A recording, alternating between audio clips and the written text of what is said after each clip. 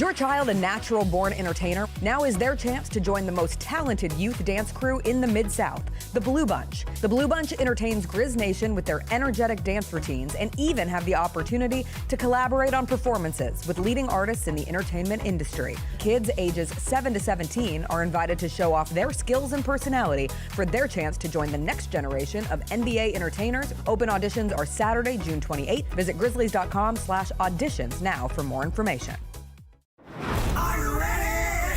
Creed. By overwhelming demand, the Summer of '99 tour returns. July 27th, FedEx Forum. With very special guest, Daughtry. And Mammoth. Tickets on sale now at livenation.com. Don't miss Creed with Daughtry and Mammoth. The Summer of '99 tour. You've seen the Grizz line jamming on the court and rocking out on Beale Street, and this is your chance to join the best drum line in the NBA.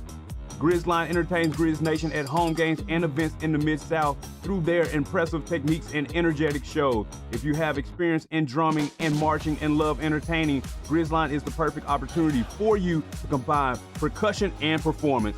Open auditions are Saturday, August 9th at FedEx Forum. Sign up today by visiting grizzlies.com/auditions. Kroger shoppers and Grizz fans, one exclusive last-minute discounted ticket deals texted straight to you during the Grizzlies 2024-2025 season. Sign up with the new Kroger Buzzer Beater deal. Fans can sign up by texting Grizz to 636-479 or visit your local Kroger store in the Delta Division and scan the QR code. By signing up, you agree to receive recurring automated promotional and personalized marketing text messages from the Memphis Grizzlies. Consent is not a condition of any purchase. Message frequency varies. Message and data rates may apply. Murray State is going to the College World Series. It's easy for me to pick a team because 1, I love an underdog. 2, I hate UCLA, and I see that opening round matchup. And 3, we are connected to the school's most famous alumni, Ja Morant of Murray State. Tune in to the Jessica Benson Show with CJ Hurt, live every weekday at 8 a.m. on YouTube at Grind City Media and the official Grind City Media app. Have you always dreamed of entertaining on the biggest stage in Memphis? The Claw Crew is looking for members to join their team for the 2025-2026 season. Claw Crew members are hardworking, high-energy entertainers who assist Grizzlies home games by hyping up the crowd and much more. Not only do they support the Grizzlies at home games, but also promote in Memphis and across the Mid-South. Open auditions are Saturday, August 9th at FedEx Forum. Visit grizzlies.com/auditions for more information and to register today. The Grizzlies, grannies, and grandpas have the right moves and are currently looking for new members to join their team for the upcoming season. These soulful seniors are a fan favorite group throughout Grizz Nation. You do not have to be a grandparent, but you must be at least 50 years old with personality, rhythm, and passion for performing. If that sounds like you, then we want to see you on Sunday, June 29th. Visit grizzlies.com/auditions for more information. 1, 2, 3.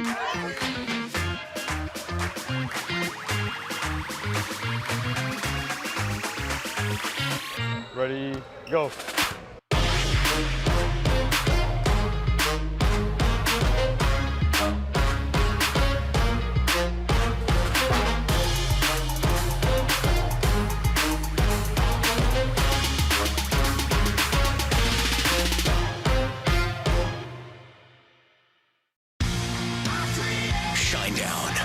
Dance Kid Dance Tour. Live in Memphis.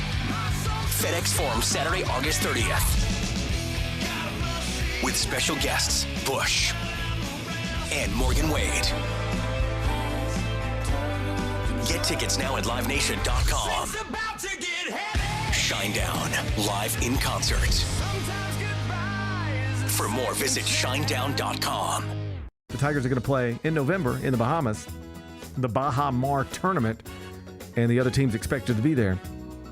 Purdue, Wake Forest, and possibly Texas Tech. So Texas Tech's going to be good. Purdue's going to be good. If you don't have a roster that puts you in that same conversation, that could be a tough trip to the Bahamas. Yep. The Gary Parrish Show, live on weekdays at 10 a.m. on YouTube at Grind City Media and the official Grind City Media app. Live from downtown Memphis, this is the Chris Vernon Show on YouTube at Grind City Media and the official Grind City Media app. Now, here's your host, Chris Vernon.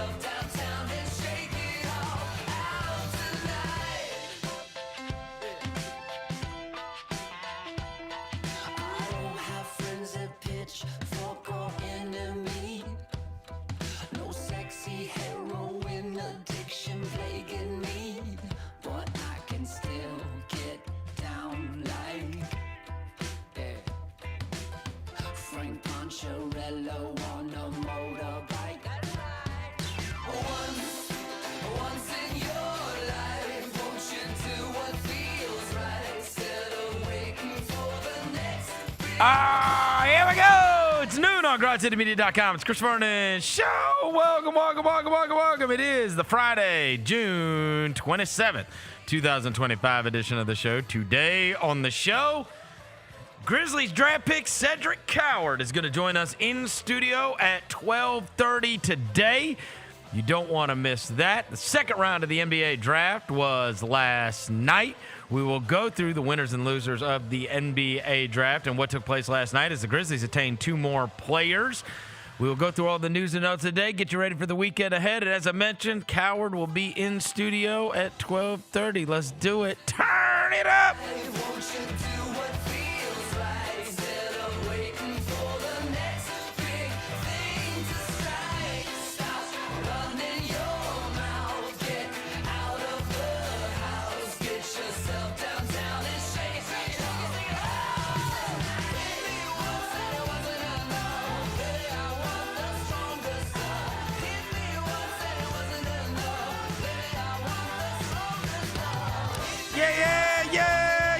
Hope everybody's having a good day.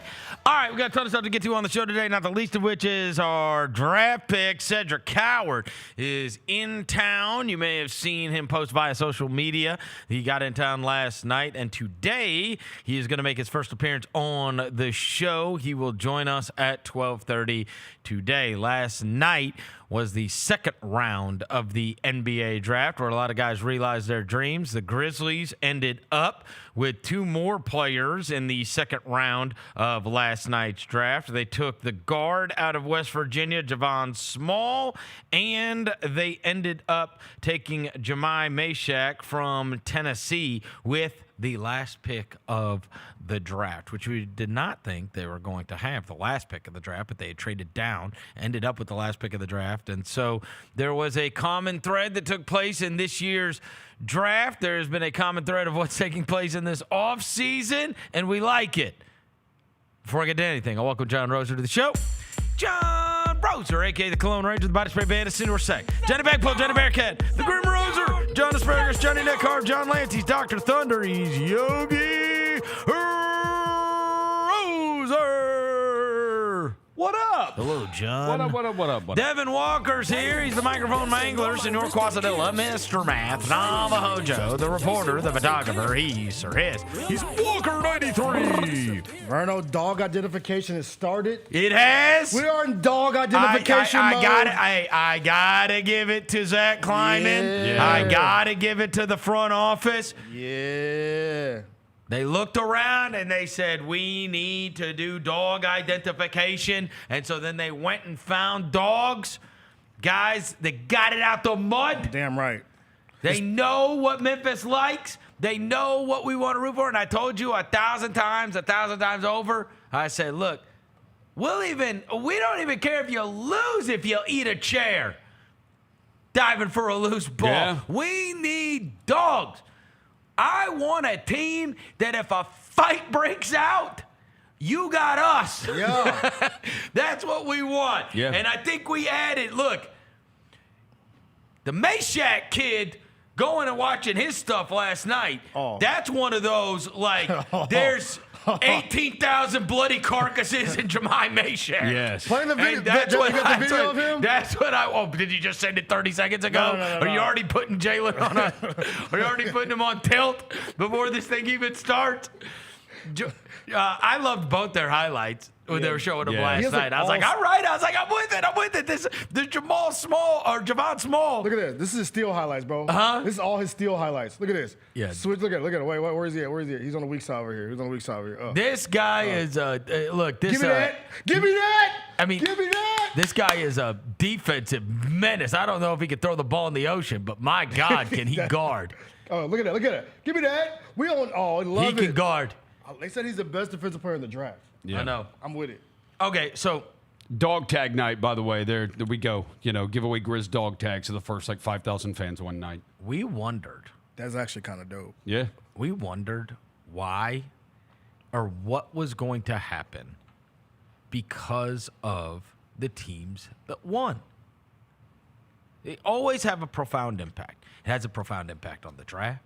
It has a profound impact on free agency. It has a profound impact on the future of the NBA. The teams that win, teams look at it and attempt to adopt best practices, and they say, all right, why are they good, right? One of the things that I noticed greatly, and I talked about this a lot on the mismatch episode that is going to come out today with me and Jacoby, because we were doing winners and losers. One of the winners that I listed from draft night was wingspan and defense. There are guys this year that were drafted, and this started even early. In fact, I was listening to somebody talk about draft prospects, and they were saying the Brooklyn Nets took like 5 guys and none of them can shoot or something, right? And I was like, and even early in the draft, and then as you went down, it was like, hold on now. They're like, this guy, needs to be better. And it was all like offensive things, right? But they were like, he's long, he's athletic, he could really defend. And it's like, hold on now. Everybody just watched the Thunder. Everybody just watched the Pacers and watch the way these playoffs played out. And, for years, people watched the Golden State Warriors and they said, man, we got to be able to shoot. Right? Mm-hmm. We got to be able to shoot. That's what we got to be able to do. And then they went and got buddy versions of Steph Curry and Klay Thompson, and then they got like an undersized 5, and tried to get the Draymond Greens. Yeah. And so whoever wins ends up having a profound effect. Jokic wins, everybody wants to get big guys. Oh, we got to have a center, because what if we have to play this guy, right? And so now I think you looked and you saw the Oklahoma City Thunder, and I think a lot of people looked at it, especially with their success rate during the regular season. This was one of the all-time great defensive basketball teams, right? And so you said, all right, 20-something% of their points, that is a fifth of your points come off of turnovers, right? So you say, oh, well, if we could defend like hell, offense gets way easier. We don't even have to, you don't even have to be that great offensively. If you're getting runouts, if you're getting transition buckets, if you're getting, and so it's like, look at how they guard. And then they go, well, look at their 3 best players, Shai Gilgeous-Alexander, Jalen Williams, Chet Holmgren. What do they all have in common? They are in like the 99th percentile for wingspan in their position. Yeah. It's not across the board on their team, but there is a lot of this, like, what's the money ball? And people went and looked, and there's charts out there for this. It's like, look how long these guys are as compared to their height, and then it makes sense, right? It is easier to close out if I'm long. It is easier to get my hand in a passing lane if I'm long. Yep. And so one of the things that we talked about, and Cedric Coward's going to join us later, was, of course, he is going to benefit from this greatly. This is a guy that's 6'6" in frame, but he's got a 7'2.5" wingspan. So I go and look. Guess what? Last night and the 2 nights prior, Oklahoma City. Guess who they took? Tomas Sorber from Georgetown, right? Thomas Sorber, yeah. He's 6'9" with a 7'6" wingspan, right? Guess who they took 44th Jitty. Brooks Barnhizer. Check this. He ain't jitty, brother. That's his comp. 6'6" with a 6'11" wingspan. And Devin, if you ain't got nothing to do this weekend, I will tell you that when you type in Brian Barnhizer, the first video that comes up on YouTube is in all caps, gritty as it gets, Brian Barnhizer mixtape. Wait, his name Brooks? Brooks. Okay, yeah. Brooks Dude, he Barnhizer. averages. It was like Hilarious. Gritty as it Gritty gets. as it gets. Bro, he McConnell, averaged man. like 18 points, 9 rebounds, a couple of assists, 2.5 Hilarious. steals, a block. Like, yeah. So anyways, Actually, no and smut on then, his name. He's born the same day I was, so shout out to Brooks. hey, and then you go and look, and what you're going to find is there's a lot of guys that were drafted higher than you think, and then you're going to be able to go and pull up wingspan and defense, and you're going to be able to find, oh, wow, these guys went a little bit higher than some of the mocks had them. And then you're going to go and you're going to look, and you're going to see some guys that had dinky wingspans and weren't as good on defense, right? And you're going to find that they got drafted a little bit later than you thought they were. There is no question that whoever wins ends up having a profound effect on what people think, like, oh, well, this is like, and again, copying the Thunder is not the worst thing in the world, considering they've had a tremendous amount of success, and it seems like they've just got a never-ending thread of good players that they can develop, and then enough of them hit, right? Yep. And then like there's other ones you don't even know, like Usman Janga. You saw him in the G League last year. Like, what if he ends up awesome? What if Dylan Jones ends up awesome? Yeah. What if, like, you know what I mean? Exactly. And so that kid that's playing in the summer league, what's his name? I keep messing up his name. The one they drafted last year, the guy from overseas. Oh, Jokic. Topic. Topic. What if Topic? Yeah, right. Who knows? Tears There's up a summer lot league. of people that like that kid. Right. Yeah. What I'm saying is wingspan and defense, and even the Chinese Jokic and the guys like that. It's like, well, okay, what is going on here, right? Like, guess what? Go check out how long he is, right? And so it's like, I do think that the long athletes that can defend and just having length is now, it's become more of a premium, I'll just say that, than maybe in years past. Because we've even seen some guys that had those kind of frames that dropped. But I think in our case, with Cedric Coward, there's no question that the combine measurements helped him a great deal, right? Because he's freakish. And the same goes with a lot of these guys and where they were drafted. As the draft was playing out last night, you know I had targeted Elijah Martin. He went too high for the Grizzlies to be able to attain him. He ended up going to Toronto, and then they fired Masai Ujiri this morning, and I was like, couldn't you all done that before the draft, so maybe you wouldn't have taken Elijah Martin? Like, what happened here? Right. What happened And here? he got Murray Broles in the first round. Huh? He got CMB in the first round. Another guy what I'm saying, that like- people wonder how good he can be offensively, Yeah, but he got right? arms Long longer, athlete, you know that what I'm saying? you know what I'm saying? And I just think Longest that popular around here. people cared more about defense and length this year than they have in the past. Yeah. That kid that we took from Tennessee averaged 6 points a game. Didn't he? Yeah, he's not a scorer. But he shuts down everybody. Yeah, they said They say he's the best perimeter defender in the world. He hit a game winner too against Alabama. But no, he ain't a scorer. They said he might catch, he might drop it, but he gonna clamp you up. And we Yeah. don't. You could teach. The thing is, you could teach players how to play offense now. Yeah. You could teach me how to shoot. Yep. You can teach me how to do this, but you can't teach a player how to have heart and play Right. defense. And so I do think that the dogs were helped, Hell the yeah. long guys were helped, and the defenders were helped by what took place in the NBA this year. As the second round unfolded, first of all, I tuned in to watch it. Why do I have to listen to them babble for 20 minutes before the second round starts? I turned into Roser last night. Oh no. Mr. Start the game on time.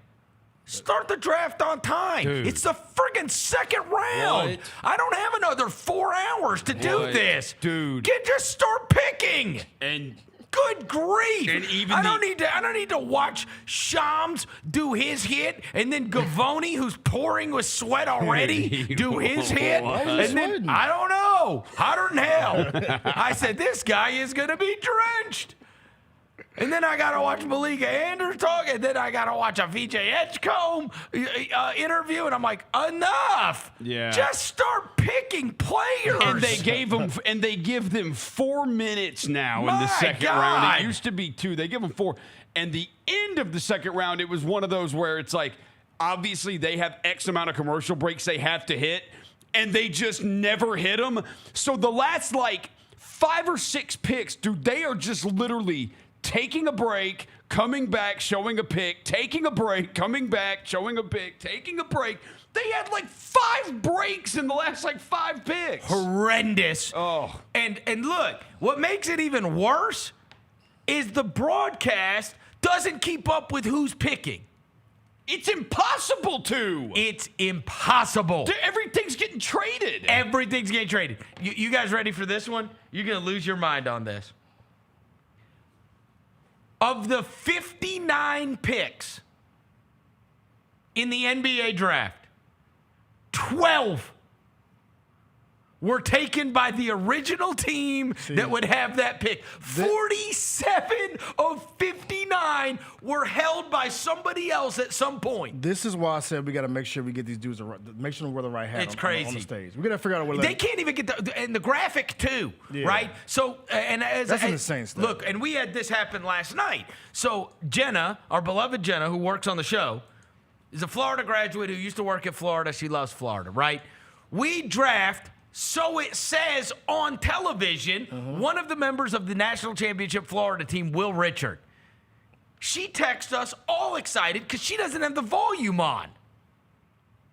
I got to break it to her. Actually, that's not our pick. We've traded down to 59.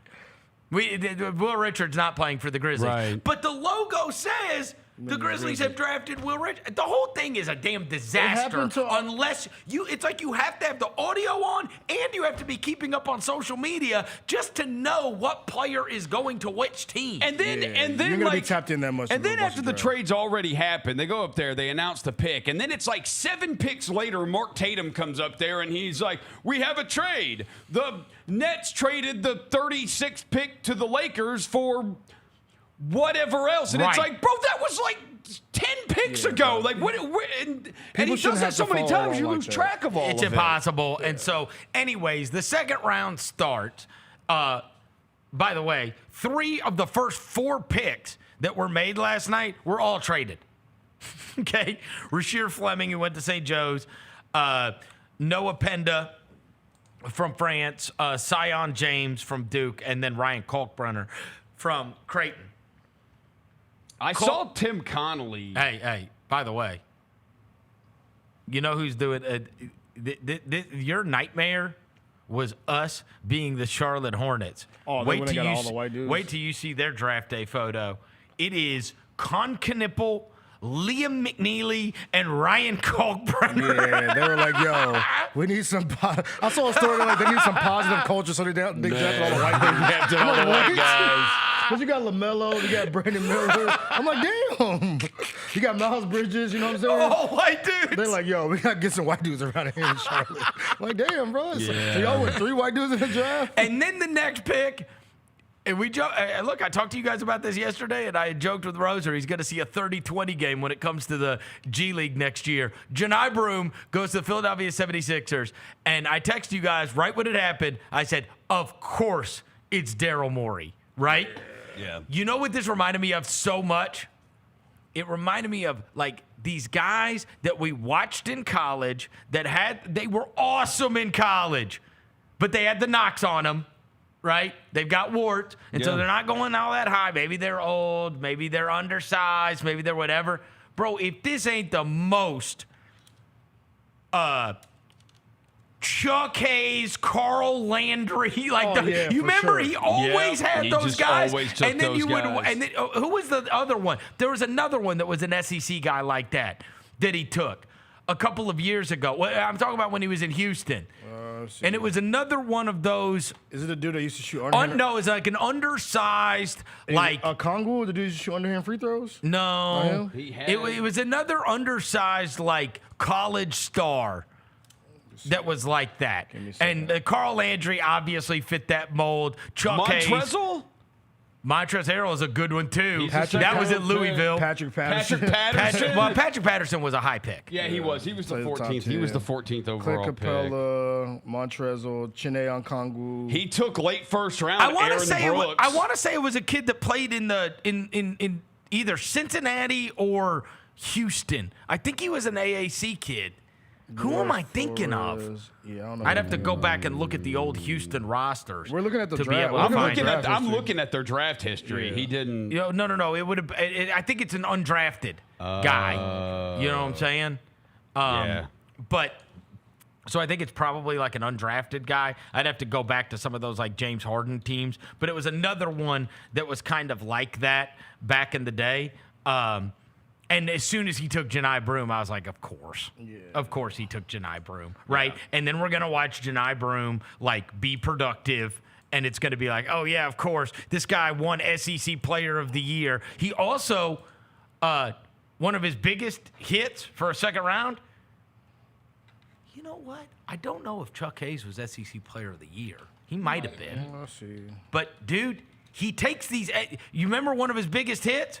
He was Defensive Player of the Year in 2004. Okay, one of his biggest hits was Chandler Parsons, who was SEC Player of the Year. And it was like, oh, surprise, the guy's an SEC Player of the Year, and the guy ends up being, right? I mean, that was a big hit for them to get him in the second round. I'm going back. Oh, by the way, he's also a guy that had Joey Dorsey, remember? Shout out former Grizzly. At some former Tiger, point. my bad. Former Tiger. And I'm trying to find out. Current Iowa Wolves assistant, Joey Dorsey. What?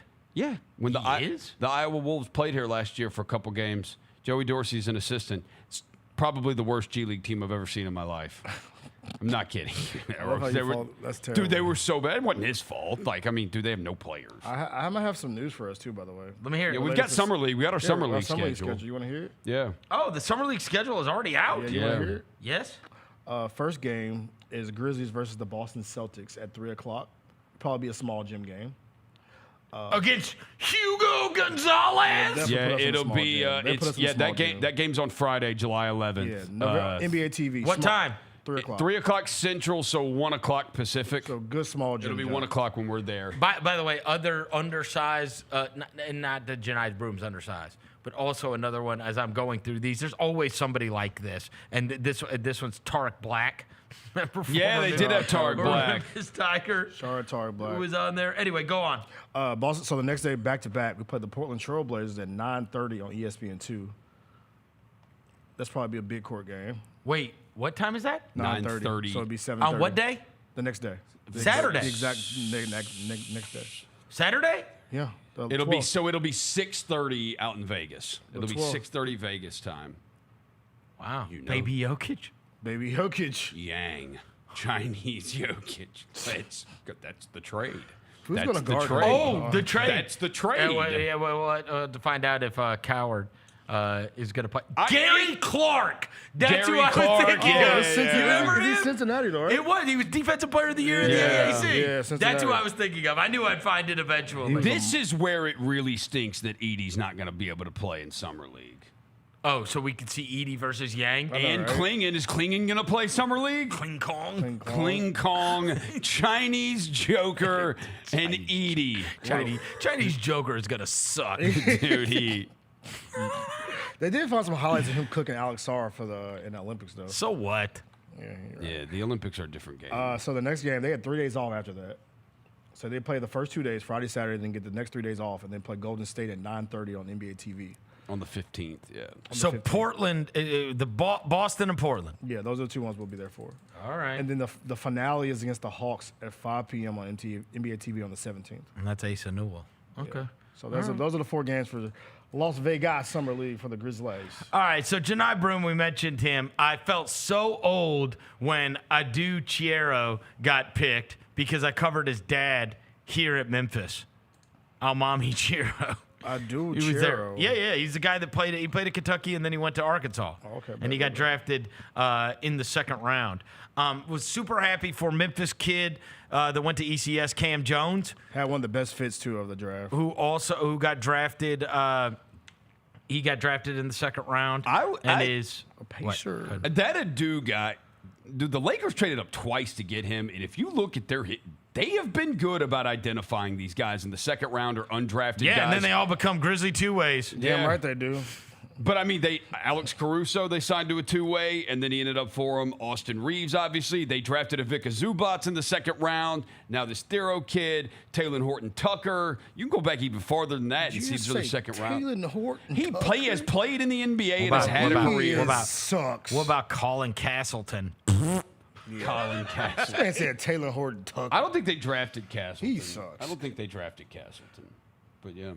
All right, so They've then, had success. anyways, we go down the list and we get all the way to 48, and it's going to be the Grizzlies' pick, and they end up taking Javon Small from West Virginia. So we get, interestingly enough, we get all our West Virginia people back in the fold who left us after Javon Carter was here and then left. They back, baby. Because they're all going to be West Virginia fans root for their guys. Yes, they do. To the end of time. They root for their guys. Yeah, they do. So we get them back. Hey, shout out his granddad, too, bro. His granddad, bro. I seen them tears before, bro. That's a granddad that drove you everywhere when you was a kid. That was awesome. Boy!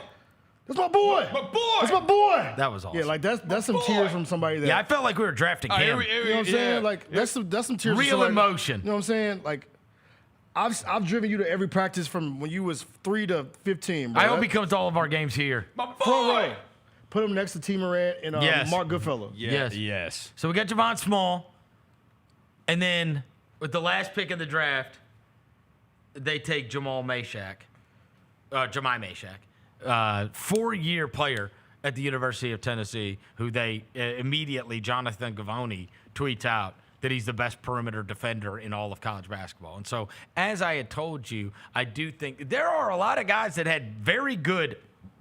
I think that last pick, Mashack, there is no better example of what teams value now, more so than maybe other years, because the best passer in this draft was Nembhard's little brother, and he didn't get drafted. And then you have like those Caleb Loves, and then you have that kid that made the horrible mistake of leaving St. John's, Luis, who didn't get drafted. You can look up and down the list. There's a bunch of offensive guys, a bunch of shooters, a bunch of all kinds of guys that went undrafted. But guess who didn't go undrafted? The guy that averaged 6 points and locked down other teams. It's crazy. I'll give you another one. Yeah. The kid, I asked Lang about it last night. The kid from Stanford.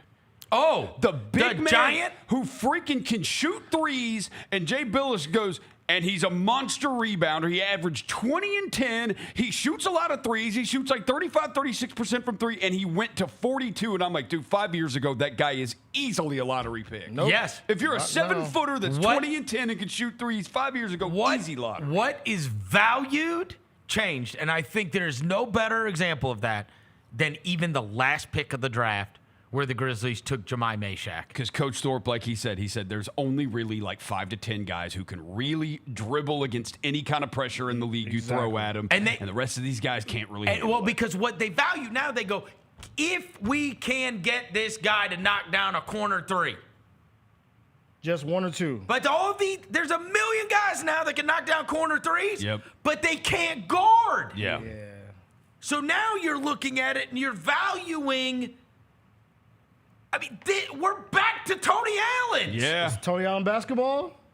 Tony Allen hoops is back, baby. It all goes in cycles. Let's go. It does. It goes in always cycles. comes back And they around. say, and now they go, oh, okay, well, they won't guard him. It won't guard him out there. Well, guess what? They weren't guarding Lou Dort either. Right? Yep. They weren't guarding Alex Caruso. He's shooting butt naked threes. Which is more plausible? That I find a guy that can guard anybody and switch and lock down and rebound his position, and I can get him to where he can knock down 35% of his threes. Yeah. Yeah, you can teach somebody how to shoot. Do I find the 35% three-point shooter? He ain't ever he can't guard anybody. Can't guard nobody. They care so much more now. It's so crazy how the NBA goes in cycles. ebbs and flows. And now, this guy averaged 6 points. Come on, bro. Yeah. Like I said, But guess what? He probably kept 20 off the board because he's a menace. that's what I'm saying. Because it's like I said, it's so much easier to teach players nowadays to shoot a corner three, shoot a wing three, shoot a wide open three. then teach them how to play defense. Right. Or teach them how to have heart. Because some of these players, you can't teach that. You can't teach instincts. Nope. You can't teach moving the feet. You can't teach that stuff. Bro, So they there's more either, of a- like, this is what we always talk about. They either care every night or they don't. Exactly. You know what I mean? Exactly. Do you, like, every time these guys hit the floor, they care about the outcome. And you would think, and it's, there's that TJ McConnell thing, especially that went around as he was killing it during the finals. There was that old man in the 3 clip where it starts off and he says, I really believe playing hard is a skill. Yeah. Right? It's a skill. You got to want it. And we have yearned for dogs. And this was a dog draft. Dog identification. You took a guy who was given nothing along the way at Cedric Coward. You took this guy Javon Small, who was overlooked, and the steal rate and all this stuff. Like, I mean, it's just he does it through heart. He plays big. Yes. Then And then this Mashack kid who is like dark alley. I think Javon. My boy Javon Small. One thing with Javon that I looked at, though, one of the things they talk about, because his 3-point percentage is not amazing, but it's not like bad. But where you can see improvement there, look at his free throw percentage.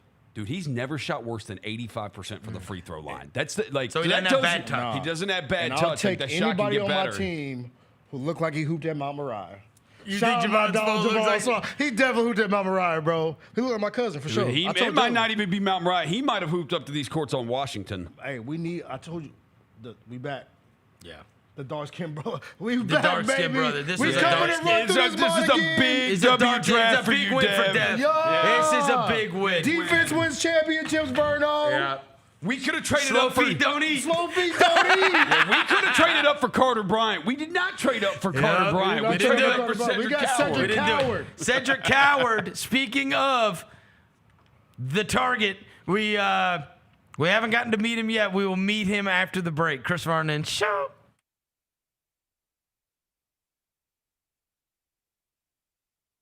Get to the main event. And you hear the crowd. There's some rumblings in the crowd. Here we go. They say, we want truth. I love how John Cena said when they were chanting, "We want truth." You can't handle the truth. There you go. I loved it. He takes me off, boom. Takes the mask off, boom. And it's our freaking truth. God, man, he cost John Cena the match. Tune in to Grind City Wrestling weekly on the Grind City Media app and on the Grind City Media YouTube channel. Murray State is going to the College World Series. It's easy for me to pick a team because 1, I love an underdog. 2, I hate UCLA, and I see that opening round matchup. And 3, we are connected to the school's most famous alumni, Ja Morant of Murray State. Tune in to the Jessica Benson Show with CJ Hurt live every weekday at 8 a.m. on YouTube at Grind City Media and the official Grind City Media app. There are futures for Aaron Judge possibly hitting 400. Hitting 400 at the All-Star break, plus 600. Oh, wow. To have a 400 batting average in the regular season, plus 3,800. To win the Triple Crown is only plus 145. I don't think he's going to hit 400 for the season. I don't either. I that would be, Ridiculous. yes, ridiculous. The Odds Couple, live at 2 p.m. on YouTube at Grind City Media and the official Grind City Media app. The Tigers are going to play in November in the Bahamas, the Baha Mar tournament, and the other teams expected to be there. Purdue, Wake Forest, and possibly Texas Tech. So Texas Tech's going to be good. Purdue's going to be good. If you don't have a roster that puts you in that same conversation, it could be a tough trip to the Bahamas. Yep. The Gary Parrish Show, live on weekdays at 10 a.m. on YouTube at Grind City Media and the official Grind City Media app. What can the Memphis Grizzlies learn from the Thunder Pacers NBA Finals Series? Your style of play is not something that you really have to change. Both of these teams love to play fast. Both these teams love to play really aggressively on the defensive side of the ball. Hey, Grizzlies fans, be sure to tune in to Grizbeat, where the panel and I break down all things Grizzlies and take a look at the rest of the NBA as well. The show is live every Wednesday, 2 p.m. on YouTube at Grind City Media and the official Grind City Media app. It's time for our Pick Six, Mike. 6 classics that we're most looking forward to in the 2025 football season. Las Vegas, obviously, that's the Grambling State University, Jackson State University clash. They're taking 2 iconic HBCU brands going to an NFL stadium in Las Vegas. Get all of your HBCU sports and culture news by tuning in to HBCU Huddle with CJ Hurt and Mike Wallace. New episodes drop every Thursday on grindcitymedia.com, YouTube, and Spotify. Welcome back to the Chris Vernon Show on YouTube at Grind City Media and the official Grind City Media app. Now, back to your host, Chris Vernon.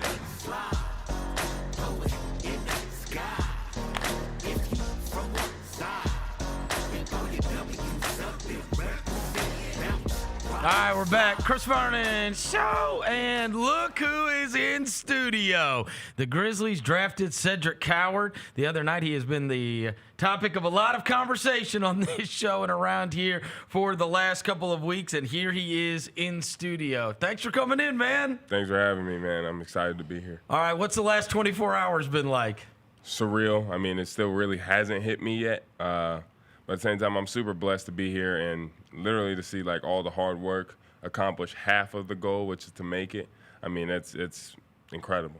All right, so the reason you have been such a source of conversation is about 2 months ago, I was walking through Target and I bought some basketball cards, and a guy said to me, hey, everybody's trying to get these Cooper Flaggs, but the best player in this draft is going to be Cedric Coward. And I said, who? And he's like, Roser gives this list of wing players with 7'2" wingspans and the success rate of them about a week and a half ago. Your name popped up immediately on the list. I said, some guy in Target told me 2 months ago. So we have not found the guy that told me this in Target. Angel? And maybe it was an angel from heaven. Maybe it was. So that's why you saw the celebration the other night on draft night that we had.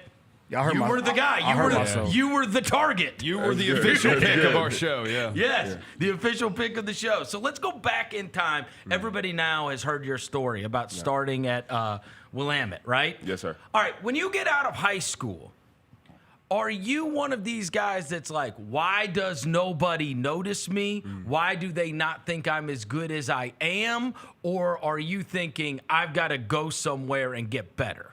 I think all three kind of like popped into my head. It was more like I got to go somewhere and get better because, to be quite honest with you, I just wasn't that good, you know, like in high school. I am now. Yeah, like I was a good player. Like I was the best player on my team, and like I won Athlete of the Year and stuff. But that mixed with like I didn't work as hard as like, you know, I was playing 2K rather than I say going shooting in 100-degree weather, and as well as like COVID didn't help. You know, and, you know, I didn't play, like, on the AAU circuit. And so there's, like, a multitude of things that I could always, like, complain about and be like, well, this didn't go my way or this didn't go my way. But at the same time, like, I just wasn't putting in the work that I needed to. And shout out to my mom and dad because they wanted me to leave home. Like, I was real comfortable in Fresno. But they wanted me to leave home, which led me to Willamette, which led me to being super bored, getting on the court, figuring out that work was working, and then it just became habit. So how did you pick that school? It was kind of like the only option where it was like doing what I wanted, which was to play basketball, and doing what my parents wanted, which was having me leave home. Like, to be 100% honest with you, I really don't know, like, what other options I had, like, that could give me both, of, like, the best of both worlds. No schools talk to you? No. None? And I lived, Zero schools? Zero schools. And I lived, like, 10-minute walk from Fresno State, so. And never even looked at you? Nope. Salem, Oregon. Yeah. So we went to Salem, Oregon. Salem, and Oregon. So one of the things that you have talked about when I've read interviews was that you walked away from basketball or didn't play there was a time period in your life where you didn't play, and that, like, made you miss it and made you realize that you wanted to be great at it? Yeah, so my high school sophomore to junior summer, like graduating and going to being a junior, I didn't play AAU, anything, because like the previous years, I just didn't like the situation I was in terms of like, I wasn't that good, so I wasn't like, you know, the ball wasn't in my hand, stuff like that. But I just thought I was falling out of love with the game. And I was like, you know what, man, like, I don't even want to play this year. And like, I remember having this conversation with my mom and dad, and like, it was like, it wasn't even a tough conversation for me to have. It was just like one of those things where it's like I told them I don't want to play, and they were like, "You sure?" And I was like, "No, I don't want to play." But obviously, I wasn't just gonna be sitting around playing video games all day. So what they had me do was go to work with my grandpa, and so he was in construction, and we basically went out every single day, and from the ground up, like there wasn't even a foundation. We had to build the foundation to build like an add-on to a house, but it was like a whole nother house. So we had to do that the entire summer, and from there. So construction work dude, reminded you how much you love basketball. Dude, man, I told myself, I was like, dude, I'd rather be doing anything else than this. Like, I mean, hammering nails. I have so much respect for people that can like hammer nails. Like, I put a roof on. Like, I was, shoveling sand out of a pit, like up a ramp, down a ramp. Like, it was insane stuff like that. I really think about now compared to how I have it now. But honestly, that taught me, like, one, you rather be playing basketball for a living, and two, like, I didn't, like, fall out of love with the game. Like, the game was always there, and the love for it was, like, never gone. It was just you had to light that fire back, and I just didn't like the situation. But as soon as I did that, I was like, it don't matter what situation, I'm playing basketball. So, Did you play any other sports growing up? I played football. That was Until when? Until I got to high school, and I was like I entered high school, I was like 5'9", probably like 150 max. I don't even know. Right. But honestly, you can probably ask my parents about this better, because I don't even know like what I told them the reasoning was. I think it was just because I didn't want to get hit anymore. But hey, me too, said that. Yeah. That's why I respect that. I do remember when I told them, like, it was like tough because I was low-key scared to tell them, because I've been playing football my whole life, and they got used to the fall and winter being taken up, and then like the spring, because I didn't play baseball, I wasn't good at it, so like that would be the time where I had my off. But when I told them like I didn't want to play football anymore, like I remember vividly my dad being like, "Are you sure about this? Like because I've been playing since I was 4," and he was like, "You sure? Like you sure about this?" What were you?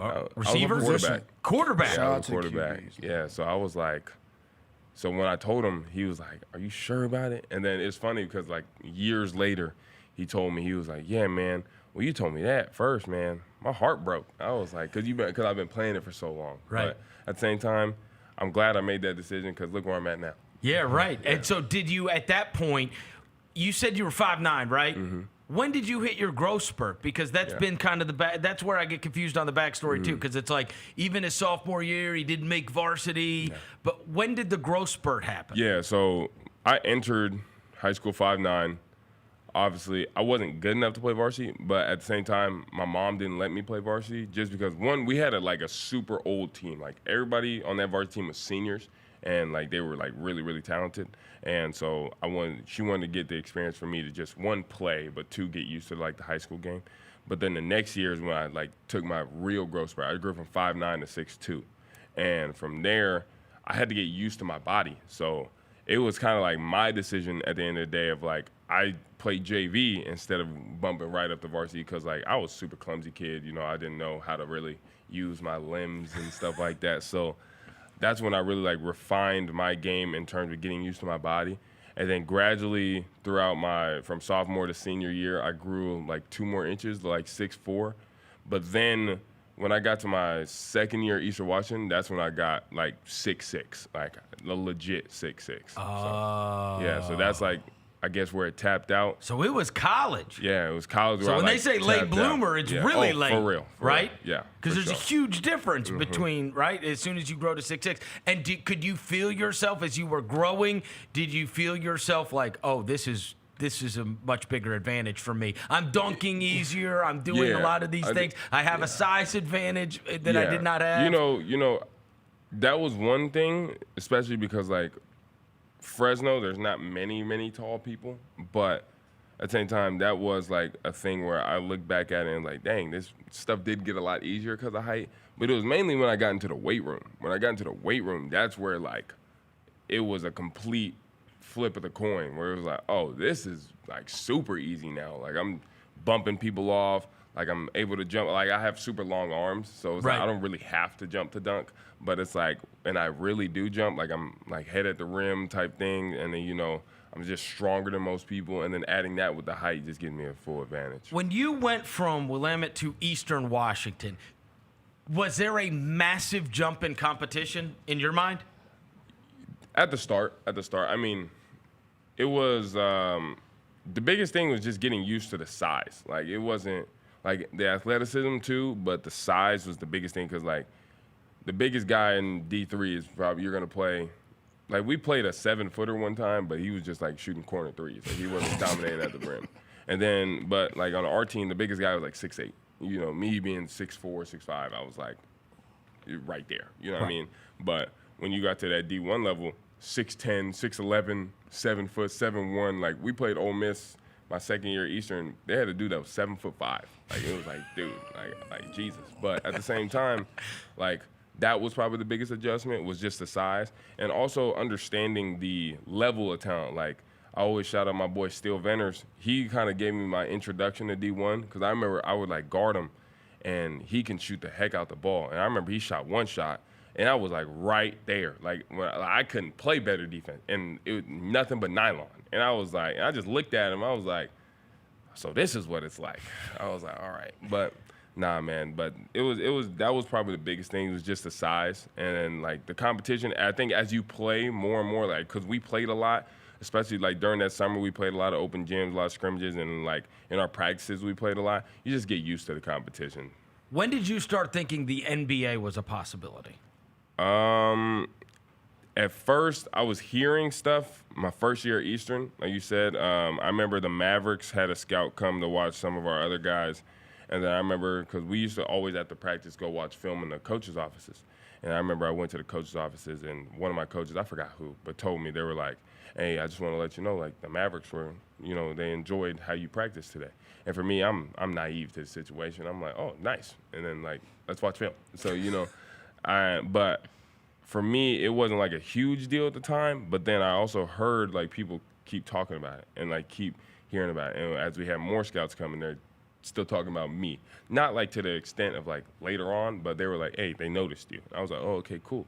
And then the next year at Eastern, when I made my jump, like, obviously people say, like, you get better and better each year. But when I made my, like, significant jump, I think that's when teams started to come see me. And then it's like, from there, it's like, okay, don't, like, just be yourself and just keep doing what you're doing. But at the same time, this is a possibility. This is, like, a real possibility. And just, you know, keep playing. So how did you keep your head about you when now you transfer to Washington State? Mm-hmm. This is your chance. This is your moment to prove yourself, right? You weren't invited to the Combine and the G League Combine, all that stuff the year before. Yeah. So now you know, all right, I'm going to Washington State. This is where I'm going to prove myself. And then have it ripped away from you, you know, 6-7 games into the season. How do you keep your mentals when something like that happens? Yeah, well, first, shout out to everybody around me. I mean, I have the greatest agents, the greatest family, the greatest support system, coaches, all that. Like, when I first went to Washington State, there was definitely, like, I guess pressure is what you can call it, because, like, now this was my one opportunity, my chance to really show who I was and, like, stuff like that. But at the end of the day, going through the draft process the first time, they give you the answers to the test. Like, this is what you need to work on. This is what you do well. Obviously, you have to work collectively and, you know, improve everything. But, like, this is what you don't do as well. This is what you do well. This is what we want to see in order for you to be one of our guys. Like, oh, okay, don't let that go in one ear out the other. Just go and literally work on that, and that's what I did. They told you. Yeah, like, they tell you. Here's what, if you want to get drafted, here's what needs to happen. Yeah, they tell you. So it's like, if you're not listening, it'll go right over your head. But for me, I made sure to soak up all information and everything possible so I can give myself the best shot. And then, you know, like I said, like, shout out to my coaches, because we got right to work. Like, once we got to Wazoo, you know, and we got the right to work, and plus we had to, like, you know, teach the new guys the system and stuff like that. But ultimately, we had a great year, great summer. The guys got, you know, we were really close. And then as soon as, you know, that practice happens, that dreaded practice, I go up for a rebound, get grabbed in my shoulder, hear a pop. And it's like nothing I ever felt before. It was like, I couldn't tell right away because adrenaline was running through, but I ended up finishing practice, and we even, like, played live, and we won, which is crazy. And then we did a shooting drill, which I did really, really good on. So after, I'm like, oh, okay, I'm good. Like, worst case scenario, it's a sprain, I'll tape it, you know, whatever. But the next morning is when like it hit me because I woke up and I went to take a shower and my arm felt like dead weight. Like I couldn't lift it at all. Like, and I was like, oh man, this is not good. So I called my athletic trainer, let her know, and then we did all the testing and stuff. And this was November 22nd I got hurt, and I didn't tell anybody until November 24th because that's when we got the actual results of like what was happening. And honestly, when I first heard like I couldn't play basketball no more, I tried to be a tough guy in that room, like with my coaches and them. But as soon as I got by myself, I broke down like so bad. Like it was horrible. Like you can ask my mom, I'm calling her crying. I couldn't even get the words out. Because you feel like your chance has been stripped from you. So like my immediate thought was like, one, what's gonna happen with the team? Because like not only am I an intricate part of the team, but I want to be there for my guys. But then two, it's like, what's gonna happen with the NBA stuff? Because like I only had 1 year, you know what I mean? So it was like, dang, our team's gonna be, drawn away, like what's gonna happen? But like I said, this goes back to like having the best people in my corner. Like I remember I called my agent and he was like, you're gonna be just fine. Like, don't even worry about it. And at first when he said it, I'm like, bro, how do you know? Like, this has never happened to anybody before. You know what I mean? Like my story. But I was like, you know what? At the end of the day, I ain't got no choice but to trust him. And, he ain't never lied to me before, and everything he was telling me was, coming to truth anyways.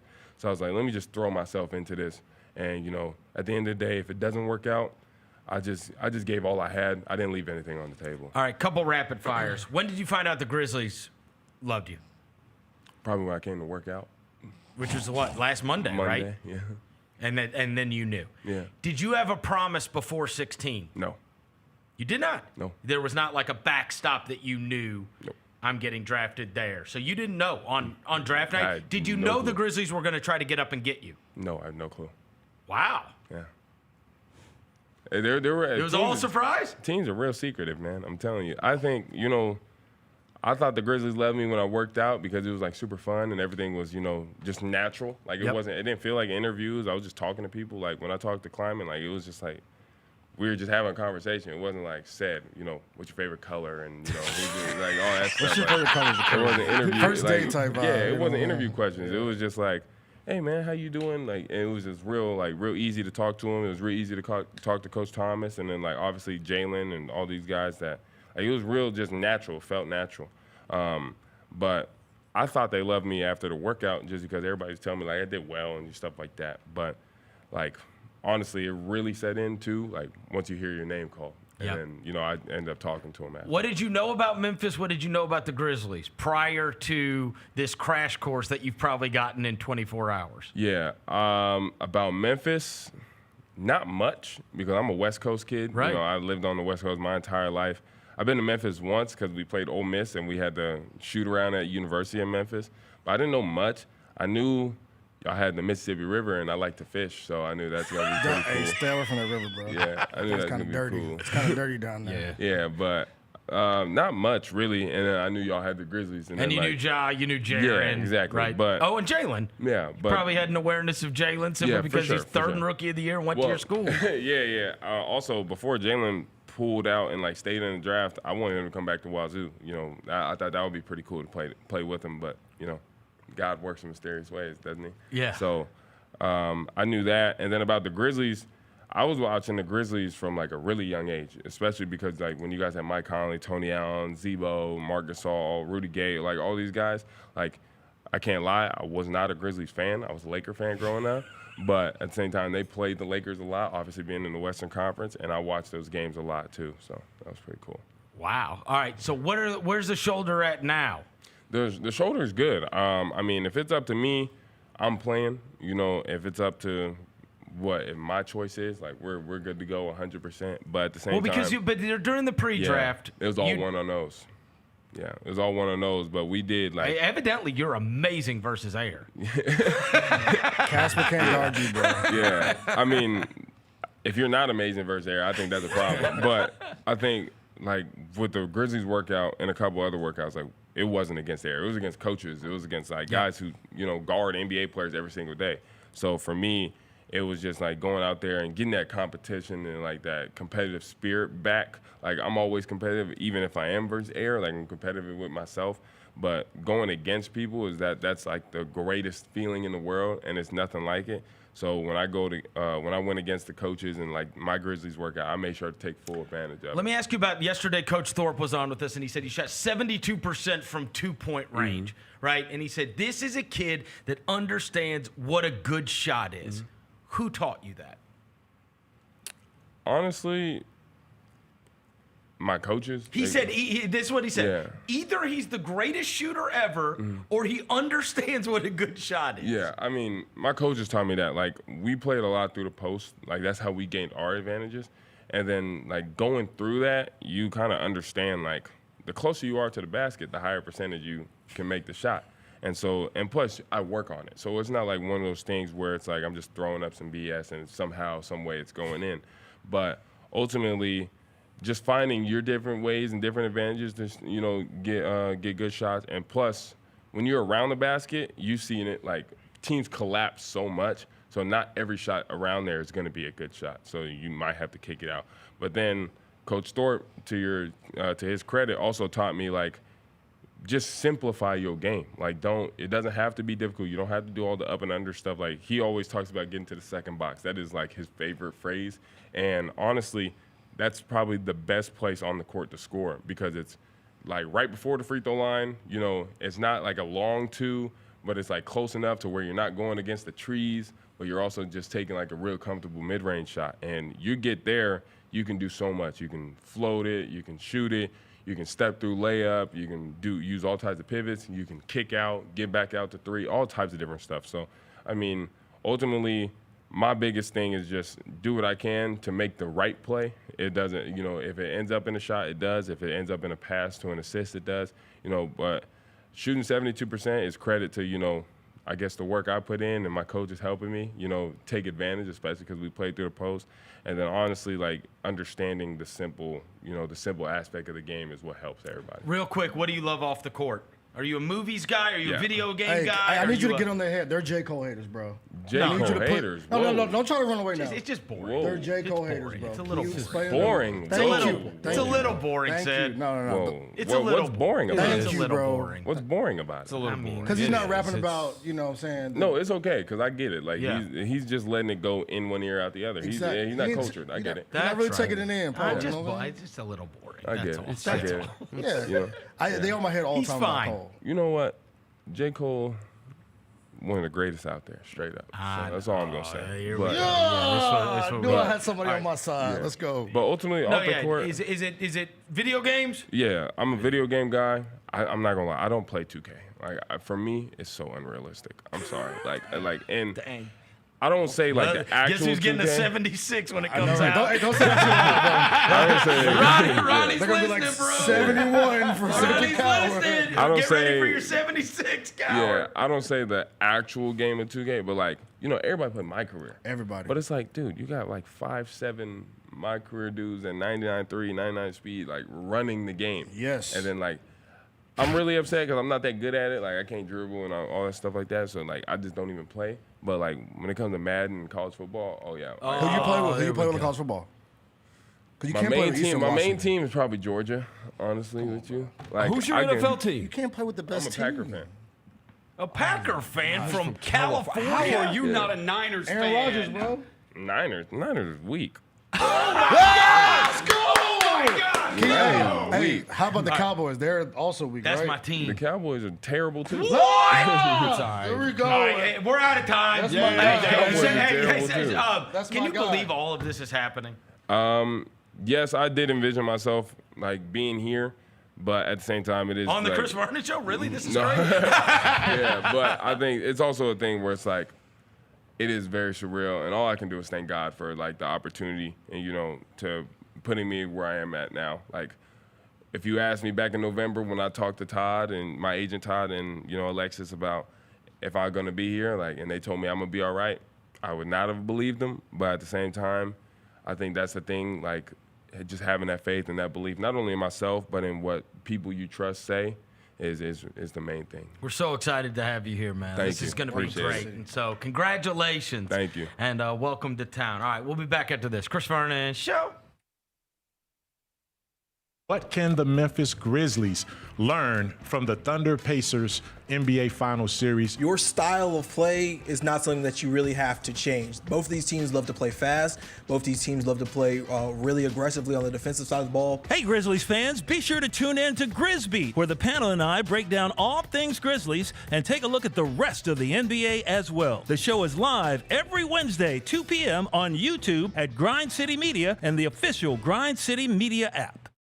Sonic Radio. Welcome back to Sonic RNDIO. That spells radio with me, the CIO. This just in, the new Sonic $1.99 menu lets you build a crave-worthy meal for just $1.99 an item, whether that's a creamy shake, crispy tots, or a quarter-pound double cheeseburger. This just out. Ostriches. They're mean, not very cute, and in my opinion, way too big for a bird. Don't miss the Sonic Fun 99 menu. 5 items, always $1.99. Live free, eat Sonic. Tax not included. See menu for details.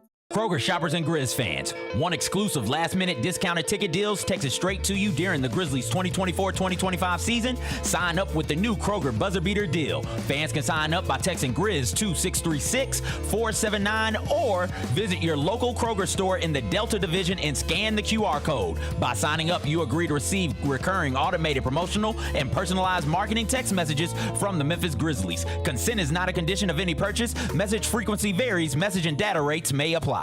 The First Ladies of FedEx Forum, the Grizz Girls, are known across the NBA for setting the standard for professional dance and entertainment, and they are looking for dancers to join their team for the 2025-2026 season. With the chance to gain professional dance experience, collaborate with national and local artists, and connect with the Memphis community, auditioning for the Grizz Girls is an opportunity you do not want to miss. Come show up and show out at Open Call Auditions. Visit grizzlies.com/auditions now for more information.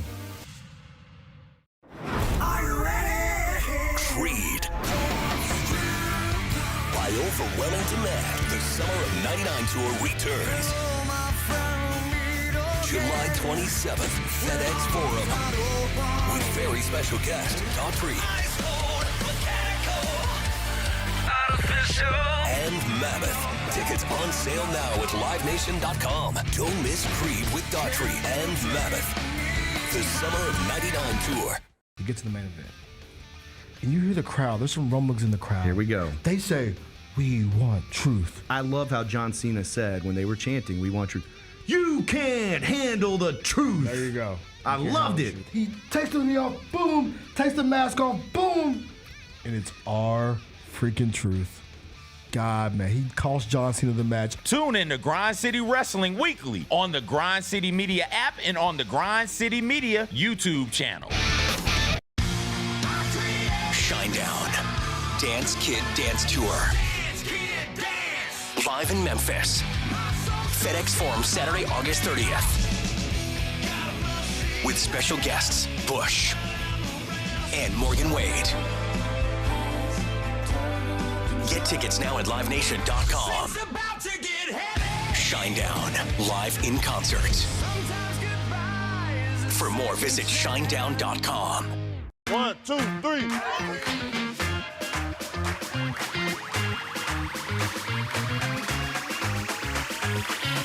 Ready, go.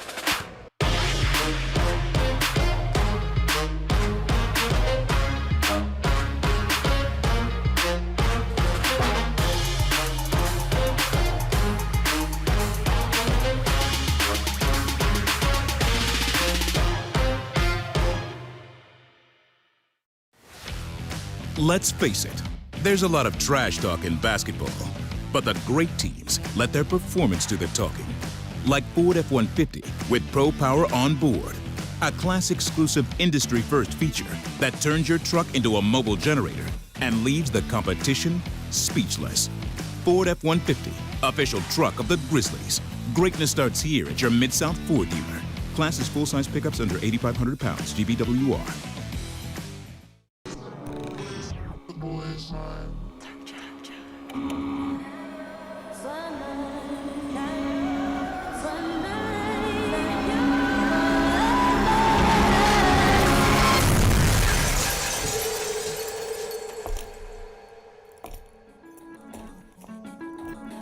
You ready? I've been ready. What are we waiting for?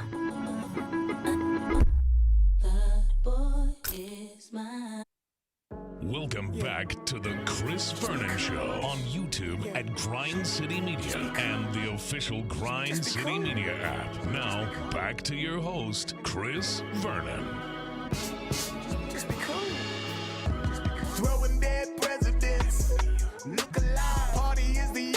All right, we're back. Chris Vernon Show. All right, so I think it goes without saying we were mega impressed with Cedric Coward. Yeah. AKA the mayor. He was exactly what we thought he would be after we had watched his interviews in preparation for the NBA draft. Super cool guy. I don't know if they're going to let him play in Summer League or not. I would imagine that just the strength in the shoulder and, you know, that arm gets yanked or if he runs into a screen or something. Like, I don't know. They're usually very careful about the injury. Yeah, so are. I would be super hopeful that we would get to see him, but I'm not getting my hopes up too high. Obviously, the other two, I would imagine we will get to see in and I'd imagine they'll put Jalen Wells there, and he'll be on the ball a ton, right, as a playmaker. Spencer. Cam Spencer, and then obviously Javon Small and Mashack from Tennessee, who they took in the second round. But anyways, great kid, super nice, loved the family. Family was in here with him. Mom came up to me. She had seen the Instagram video of me talking about him after I had deep dove, and I talked about his interviews. And, of course, in true mom form, said, I want to thank you for acknowledging how he conducts himself in interviews. You know what I mean? Like, I mean, mom, and how good and articulate he is, because she cared about that greatly, right? Yeah. Mom also checked on me and asked me if my knee is okay. Oh, really? She saw my comment and said I hit my knee, and she said, "I just want to make sure, is your knee okay?" I'm like, "Yeah, my knee's good." That's awesome. No, they So were shout out all to the family, Coward. The Coward family was awesome. Yeah, they were great. Absolutely awesome. And everybody, you know, as he's walked around the building, everybody loves the guy, right? Like, I mean, he's made a great first impression on everybody, and so let's hope he can hoop, right? I got super faith in excited. it. That 23 jersey, I'm trying to find out the note on the 23 jersey because a lot of people want to know when they can buy that 23 Coward. I'm trying to find out right now, but I should let y'all know it hopefully by the end of the show. Okay, so it was announced that when the Grizzlies do go to Summer League in Vegas, their Vegas Summer League schedule, has their Utah Summer League schedule come out? Yeah, it's out too. Oh, so they are. When is the first game? We will play Saturday, July 5th at 6 o'clock Central against the Oklahoma City Thunder. That is a week from tomorrow. We play the 5th. Yeah, it's a week from tomorrow. We play the 5th, the 7th, and the 8th. Wow. On the 7th, we play the Jazz, and then on Tuesday, July 8th, we will play the 76ers, so maybe VJ Edgecombe. I will say and there were a lot of Grizzlies fans, and there's a lot of fans for every NBA team, but there were a lot of Grizzlies fans last year in Vegas. A lot. Yeah. It's set up absolutely perfect for the weekend trip. It is. Because the Grizzlies play on Friday afternoon, and they play on Saturday night. Yes. And so if you were going to go out to Vegas for the weekend and be able to come back, you're going to be able to catch those first two games on Friday afternoon and Saturday night. They're playing against the Boston Celtics on that Friday. They are playing against the Portland Trail Blazers on that Saturday night. Usually, so the reason they don't start until Friday, Summer League is actually starting on Thursday night. Friday is the day that the Grizzlies are going to start because they play in the Utah Summer League, so they usually don't play that first night. And usually that first night is reserved for the number one pick overall, and everybody, you know, that's center stage. The kickoff Summer League and then that primetime game on Thursday night has been Zion Williamson, Victor Wembanyama. I'd imagine this year it's Cooper Flagg. I have not looked at the schedule. Is it already out? This is crazy. What? Is it already out? No, the NBA know what they're doing. They know what they're doing. For putting this first Cooper Flagg game, bro, so usually it's 1 versus 2, right? Yes. Typically it's 1 versus 2. It's so it would be Cooper Flagg versus Dylan Harper. Nope, not this year, Vernon. The NBA is like, nah, we got an agenda. Cooper Flagg first game is against Bronny James and the Los Angeles Lakers. Oh, wow. 7 o'clock. 7 o'clock in the big gym. On Thursday? On that Thursday, yeah. Yep. That's incredible. The NBA got it right. Hey, they know what they're doing, bro. They know what they're doing. They know what they're doing. Really? Then Dylan Harper will play the last game of the night against the Sixers. Yeah. Edgecombe and Dylan Harper are the last game of the night. Yeah. What a center stage. Bronny versus Cooper is NBA. You got that one right. I know what y'all are doing. Because Laker fans just descend on that place. My God. Oh, they're the worst at some point. They descend. You will see more purple and gold in that gym than you've ever. I mean, it's crazy. Yeah. Wow. So that's the setup. That's the setup. Cooper versus Bronny, game 1. Then we got the first game of the day on Friday, by the way. Yeah. When you that's the first game of the day. We're gonna do our show, and then we're gonna have to bolt straight over there. People wake up. And what time is the game? The game's at 1 o'clock Vegas time. Yeah. Oh, well, we do the show out there at 10. Yeah, at 10. Yeah, so we're fine. We got an hour show, Rosa. We're gonna do a 2 hour. We got plenty of time. Yeah. No. I'm saying but by the time we get done, we'll hop over to the arena. We got plenty of time. Yeah. It'll be. Look at him already stressing out about something. I'm not stressing out about it. By the time we finish, I don't wake up on time. I always wake up on time. Sober Roser does. Yeah. Oh, sober Rosa does. Yeah. Dude, I never forget Charlotte. Right Charlotte, we had to knock on the door. Yeah. Vegas, we lost him for a day. Vegas, we lost him for an entire day. Yeah. Sober Roser's a different animal. Yeah, he's on time everywhere. I'm up before all y'all. Yeah. Touche. He is. I will say. I've walked downstairs to get coffee, and he's on the video poker machine. Absolutely am. Absolutely. Yeah, you're going to be up before me for sure. Yeah. All right. So, anyway, Summer League's all set up. Hopefully, look, Cedric Coward, I'd imagine he'll be out there if he's not playing for the team. And hopefully, Summer League will be pretty fun. But, anyways, great response to the Cedric Coward interview. People did love him, and I think we're going to love him. We're certainly going to love him as a talker. We know that, right? He's got that part in absolute space. Shout out Mom Deuce, man. A couple of the stories that have come out, this whole Masai Ujiri thing, there is nobody's given a reason yet. You know what I mean? It just says during his the team is keeping key front office personnel in place, including general manager Bobby Webster, while the search for Ujiri's place begins. And it just says so. Was there a fight last night in the war room or something? What happened here? Certainly, because this one came out of absolutely nowhere. Nobody predicted this or had there was no inkling of this, as far as I know, with Ujiri. And so him being gone from the Toronto Raptors is kind of crazy. This whole Ace Bailey situation has gotten predictably weird. Because evidently Walter Clayton Jr., who was the Florida standout, who they drafted 18th, flew into Utah yesterday. Ace Bailey did not. And Brian Windhorst was on TV last night saying it hasn't hit in crisis yet, but he didn't go to Utah. And then it's is he going to be there this weekend? Is he going to go show up Monday or whatever? Monday's when training camp starts. And then they say he told, now the reports are that they told teams in the top 5 not to draft him, and that his preferred destinations were the Pelicans, the Nets, or the Wizards. And then the Jazz said, "We don't care what your preferred destinations are. We're taking." That's so Danny Ainge. Mm-hmm. You think he gives a crap? And here's the thing. Here's what I'll say, bro. This is where it does come into play that. The thing that people talked about quite a bit, which was that this Omar Cooper is the guy that everybody says is handling his draft, who is not a licensed agent, Sharif Cooper's father. And that that's his handler or whatever. That he has actual agents, I suppose, that would have to do the contract stuff. But the guy that you need to talk to, the point man, is Omar Cooper. So here's what I'd say. The other night, when out of nowhere, Chinese Jokic walked out of the stands, right? You see that.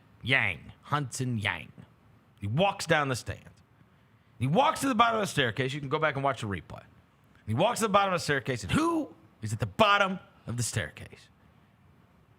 I don't remember, bro. Rich Paul. Well, he's represented by Clutch. And then you're like, oh, this makes sense. If you are Rich Paul, if you are Mark Bartelstein, if you are a myriad of different NBA agents, you can call Danny Ainge, you can call anybody, and you can rightfully say, bro, do not take our guy. If you ever want to get one of our guys again, if you don't want me to send you to hell and back over the next contract extension, if you these guys have real Power. Yeah. Somebody like Omar Cooper calls Danny Ainge and says, don't take my guy. He's like, or what? What are you going to do? What are you going to do? Right. Who are you? Like, you have no way to penalize me for my decision. Unless you want to be an idiot and hold the kid out. These other agents, bro, this happens all the time. All the time. But you got to have juice. That's where it went wrong. If you wanted to have the juice and you wanted to try to direct a kid, again, what's the answer to or what? You got no other, you don't have any other juice. Yeah. Or what? Your kid that plays in France isn't going to sign with us? Like, you don't have players. And it's like, that's why I feel bad for the kid.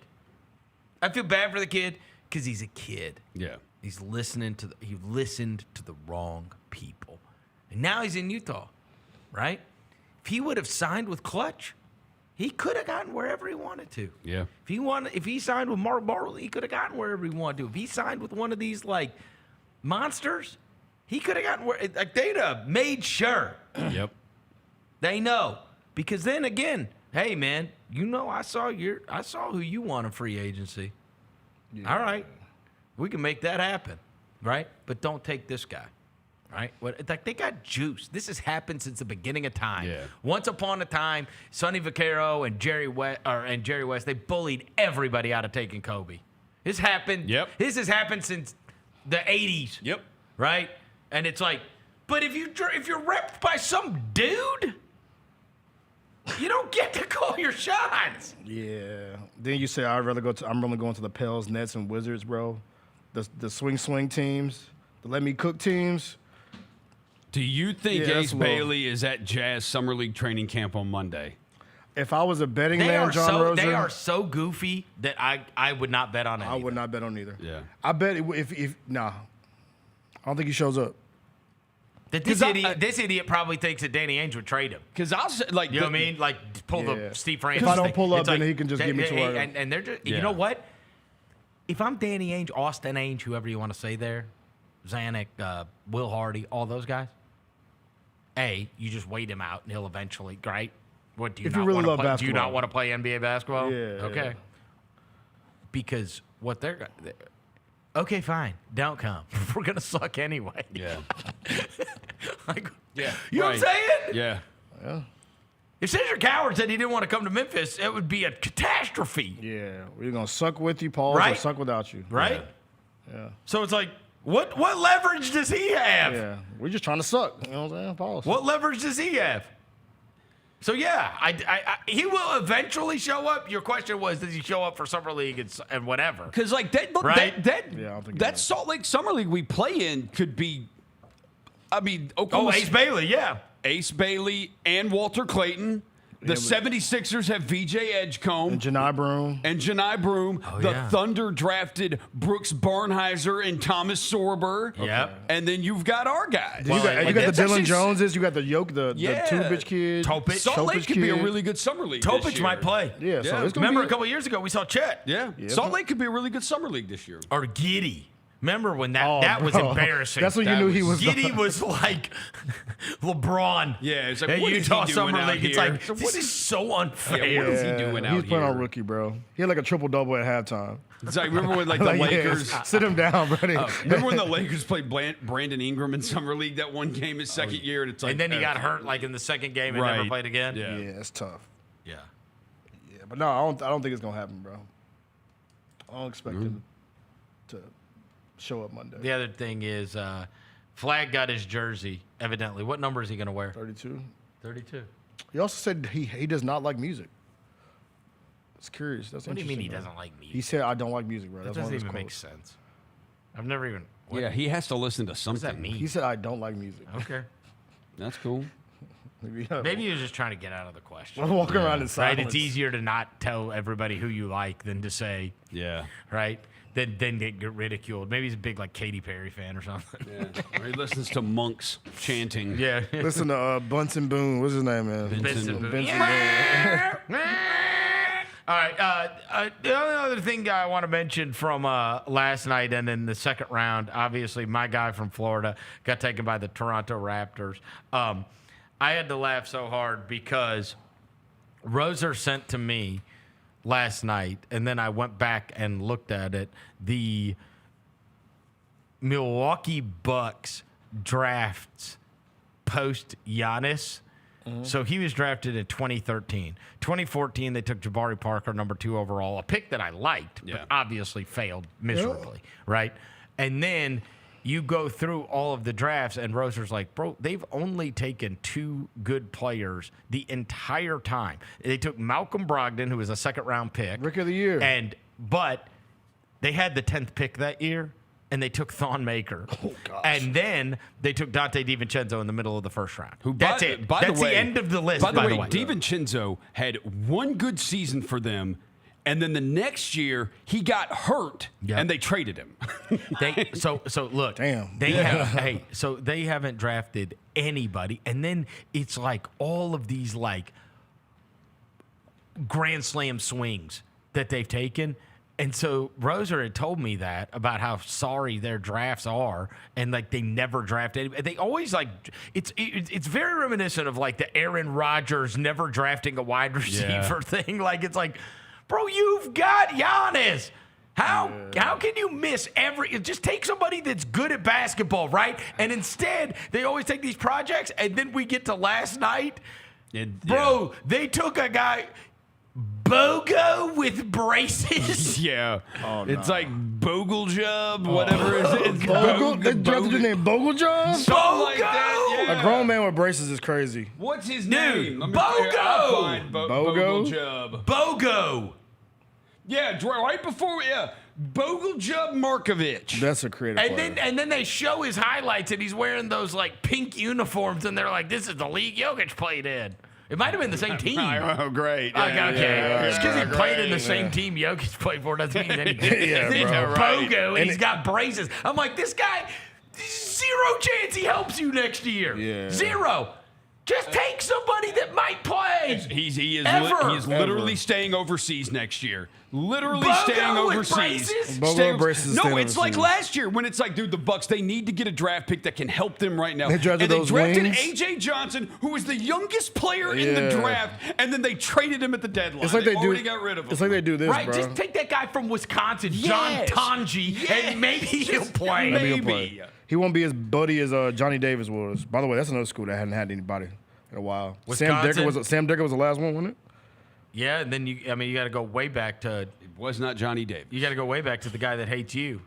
Devin Harris? Michael Red. Oh, Michael Red. That's my dog. Yeah. Or was he Ohio? No, he was Ohio State. Ohio State, wrong. Same colors. Devin Harris. Devin Harris is like the Wisconsin Devin guy. Harris. Yeah. That was forever ago. Yeah. He was good, though. He's an all-star. Both y'all. Kaminsky. Yeah. And, Come on. and How dare you? Versus the Grizzlies and nobody else. How dare you overlook Frank? Because he looked like Frank. He got a head like the dude from Crash Bandicoot. I did think Sam Decker was going to be better than he was. I thought Decker was going to be Sam better. Decker was going to be cold. Yeah. He was a little athletic for us. Yeah. Watch Sam Decker's guy. He got good college highlights. That's another Daryl Morey pick. Yeah. Sam Decker was? Wasn't he? He was a bucket. By the way, I found out, Vernon, for all our fans out there, the Grizz fans, because they were asking, can you get the Cedric Coward jerseys in the store right now? You can. What? Okay. Yeah, they said if you want to go get your Cedric Coward jersey, they'll make him in the store. Not all colors, but you can get them. You can get probably the blue john or the white. They're already done? Yeah, they'll make them in the store for you. So for everybody that wants a Cedric Coward jersey, there you go. Go to the Grizz Den. I'll be damned. There you go. They're already ready to go. They're already ready to go. They said they'll make them for you. Not like I said, not every flavor, but you can probably get them in the white and the blue, the OG joints. So 23 is a cool number. Yeah, I asked him about it because the 0, of course, Jalen has it. He said he wanted to wear 11. Oh, but it's Mac 11. He was like Mike Conley. He's like, I know that Mike Conley is one of the greatest players ever. So he's like, I just went to my high school number, 23. Yeah. So who were the other 23s? Derrick Rose and who else? Here, I've got it. Derrick Rose played, he wore number 23 for the Grizzlies. Derrick Rose, Jarrett Culver, Marco Guterich, Ben McLemore, Okay, this guy's going to be the best 23 ever. Deontay Davis, and Mark Ivoroni's favorite player, Casey Jacobson.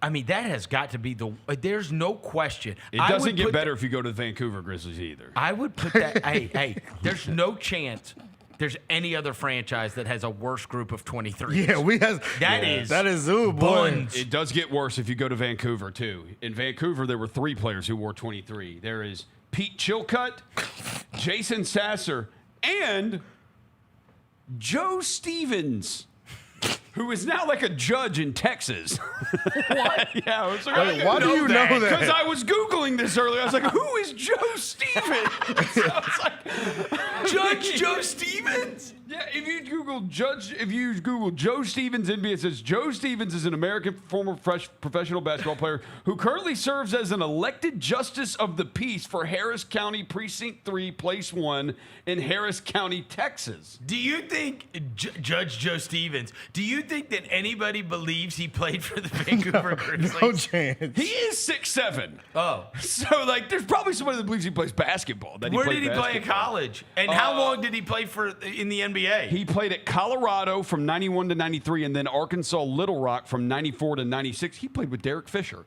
at Arkansas Little Rock. He played professionally in Argentina. He signed a 10-day with the Rockets in 97. And then he also played with the Vancouver Grizzlies in 1999 and had a brief stint with the Jazz. But, yeah, it looks like he might have played. And then he became a judge. A judge. Judge Joe Stevens. Dang, the gavel. I was looking because, we slander people with braces. I was doing some research because somebody said that our boy Javon Small has braces. Yeah, he does. But his name's not Bogo. Bogo with braces. Bogo. But I don't think he has the braces anymore, though. Oh, he got rid of them? I think they may be gone. All right. Javon Small? Yeah. Shout out to my guy, man. Yeah. We got another Javon from West Virginia. You know how much I love Carter. I loved him. There's the other He's dude. still in the NBA? He is. He The just had a dude baby, that too. the Javon Carter did? Timberwolves. With my homie Taylor, yeah. Shout out to Taylor, bro. Wait, is? Yeah, yeah. Really? Yeah, I think he got married, too.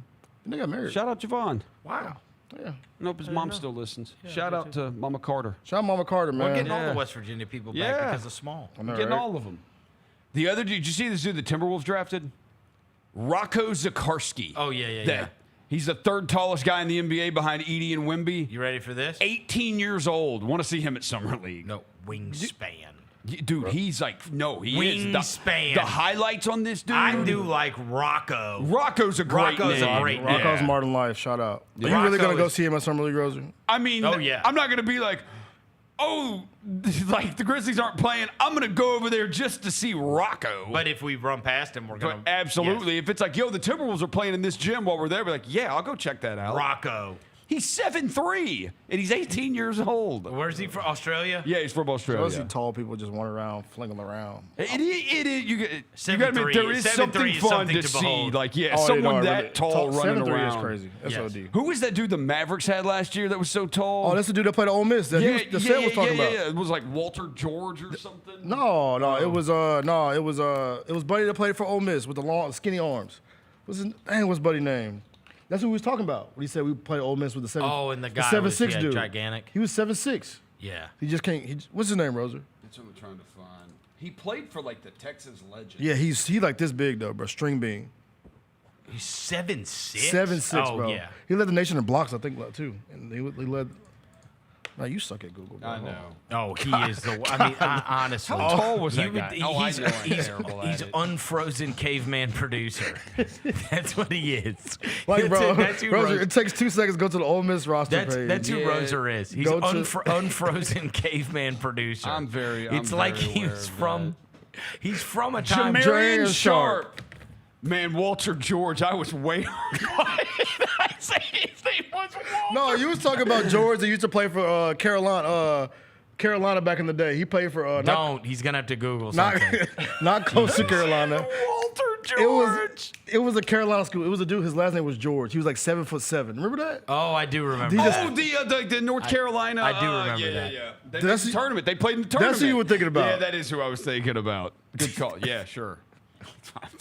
All right, we're done with today's show. George. Thank you to Cedric Coward for joining us on the show. Thank you to Devin Walker. Thanks to John Roser across the glass. Thanks to Jalen back in the studio. Thanks to Jenna for helping us set the whole thing up. And we will be back Monday. Everybody have a wonderful, safe weekend. Until then, we're gone.